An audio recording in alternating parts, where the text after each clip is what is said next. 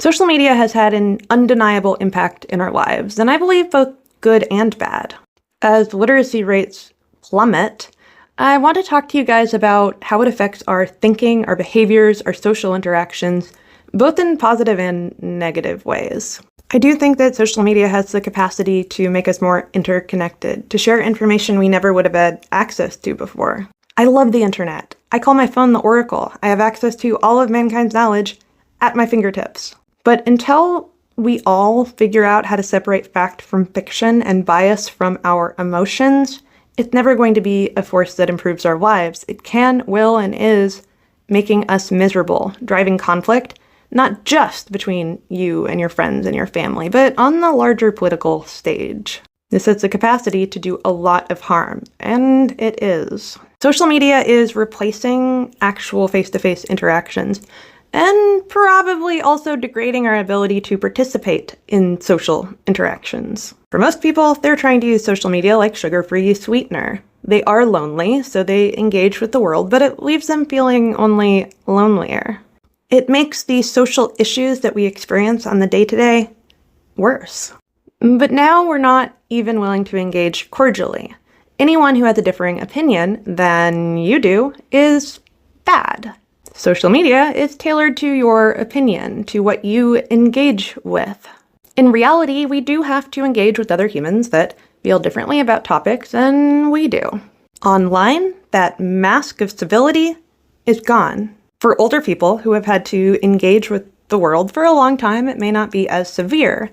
But if you're a young person, and this is your first time engaging with people who have differing opinions and worldviews and cultures than you do, you might never gain the skills to have that mask of civility at all, which causes further social issues.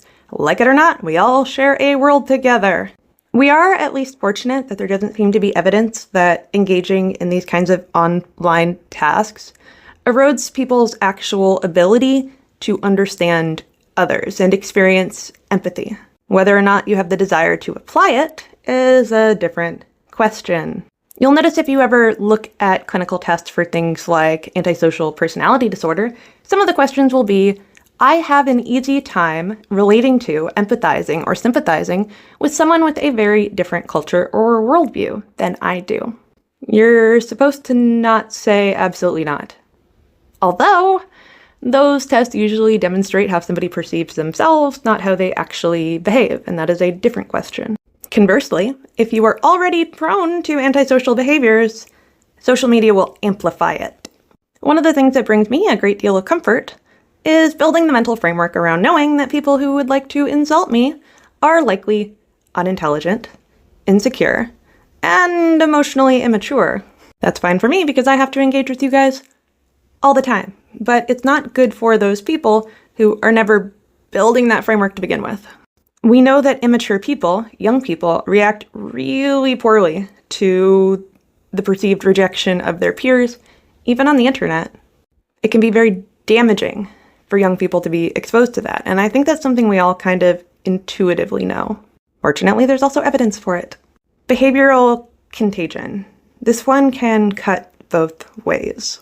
We know our parents and our grandparents are very susceptible to scams, for example. I believed that we were just better at it. We had a better time separating truth from bias and opinion. Unfortunately, we're not. But that doesn't mean you can't build it, and this is something I believe is very possible. Because we all grew up with this kind of media, I mean, half of Americans get their news from social media and not the actual news.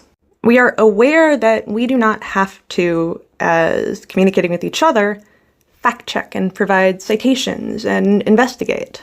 Most of these videos are about 2 minutes long. That's a lot of effort, and it's why I always provide citations. You don't have to agree with me. I don't want you to agree with me. I want you to have the tools so you can look it up yourself and develop your opinions based on literature, published, peer-reviewed literature. And if you don't believe me on any of these things, check out OpenAI's announcement of what kind of accounts they removed.